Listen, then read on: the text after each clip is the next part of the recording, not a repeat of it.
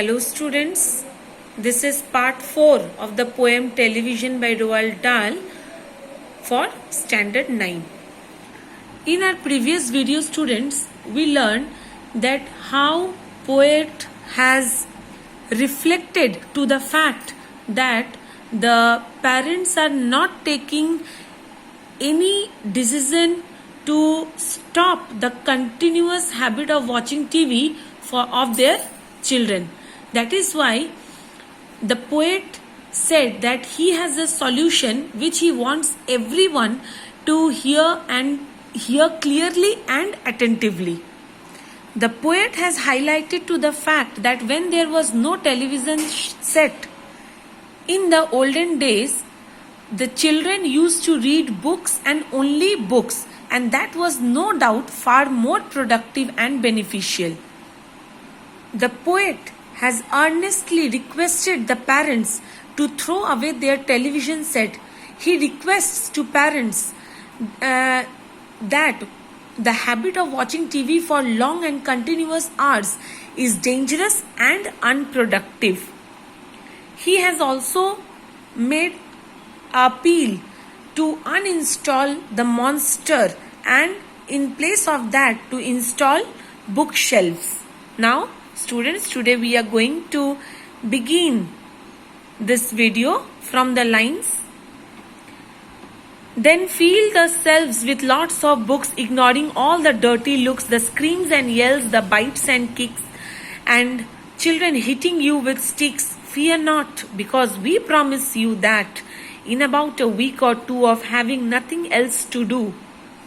In these lines, students, please note down properly that the poet says that installing or bringing a bookshelf as a replacement for TV set may not be tolerated in the beginning by their children. Means the parents have to face the tantrums thrown by them in protest, because they would then different words, different violent protests, the words are used by the poet that children will not put up with or tolerate with the change introduced by their parents. In the beginning, they will fail to understand the significance of a bookshelf filled with books. As a result, what they will do? They will protest against it. They might yell, they might scream, they might kick their parents, they might hit or throw sticks at them. But again and again, the poet is warning, the poet is advising to ignore all these dirty looks and take the initiative of installing a bookshelf. Students, see these lines, that in about a week or two of having nothing else to do, they will now begin to feel the need of having something to read. In these lines, students, the poet says that sooner or later the children will turn to reading books when they will not get anything. They are so engrossed in watching television that at initial stage, at the beginning, they would find difficulty because they would have nothing to do. But when they will not find television set at home, they would turn to the situation or they would act as their parents want them to do, like reading books, playing games, everything. Students, see this line, because we promise you. Please underline this line, because here the poet's promise is about a positive change in children, which he thinks will be noticeable in a period of a time of about a week or two, because he was very sure that if parents would take his advice positively, then surely they would find a positive change in children. And once they start, oh boy, you watch the slowly growing joy that fills their heart. Now, what will they start? They means the children. they will start reading books. Now, please underline the exclamation words, oh boy, oh boy. These words are used by the poet to express the surprise and amusement which parents are going to feel when they see their children reading books. Understood, students? So this moment, the moment of positive change in their children, will make the parents fill with surprise, amusement and happiness, because when they observe their children reading books, they would feel satisfied, they would be happy at their heart. They will grow so keen, they will wonder what they had ever seen in that ridiculous machine, that nauseating, foul, unclean, repulsive television screen. So, in these lines, poet says that children will not be able to stop reading books once they get started, and then they will wonder why they had ever liked watching TV, because children would feel themselves that what dirty, untidy or disgusting things they had seen on the television screen. Students, different words or phrases are used for the television set. You can see before this paragraph, before these lines, you got some words like idiotic box, monster, then ghastly junk for the television programs. Here you are getting ridiculous machine, that nauseating, foul, unclean, repulsive television screen. So many words are used, adjectives are used, phrases are used by the poet. Why these words are used by the poet? Listen very carefully, students, and write down. The poet has used all these words and phrases that have been used to denounce, strictly condemn the role of television in the lives of children, excessively used to watching it.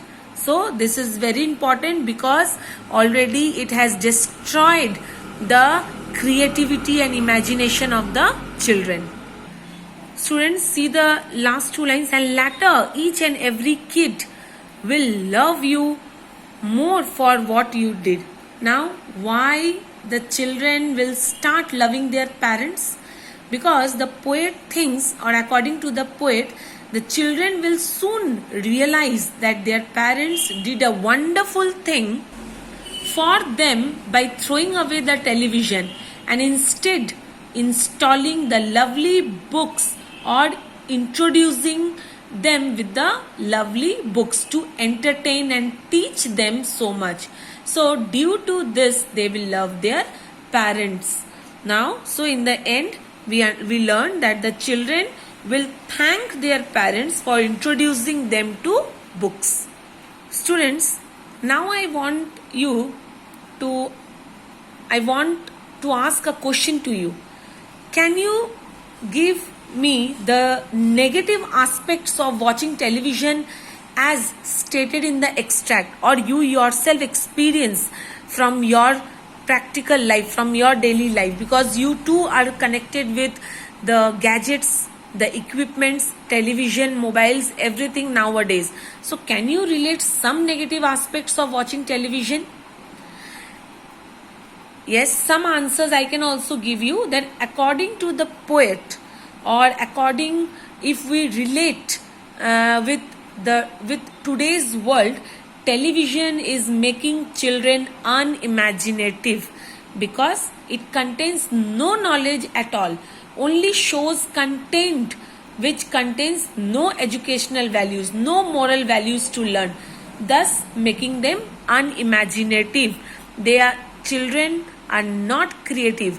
The craze of reading books is absent in today's generation.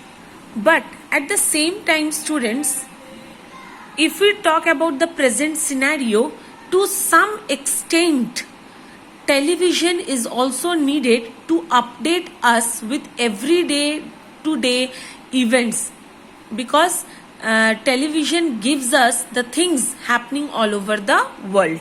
That also we cannot deny. But books are the sources of knowledge, entertainment, creativity, and imagination. Now, student, I want you to note down one of the important literary devices of this poem is apostrophe. Write down the spelling: A-P-O-S-T-R-O-P-H-E. Apostrophe means when a poet addresses his or her poem to an absent audience. We know that this poem is addressed to the parents. Okay, so this is one of the most important literary devices used in this poem. Next is personification, because television has been personified. Personification, you know that when a non-living object is given some human abilities. So how can we say that television is a personified thing? Because the human ability to kill something, many times we got it killed the imagination, the creation. It kills the imagination of the children. So this is personification. Students, I hope you have understood this poem properly and you have noted down all the important words and explanations whatever I have discussed. Now you have the workbook. Please try to solve the question answers, but side by side you have to read the poem thoroughly. Thank you.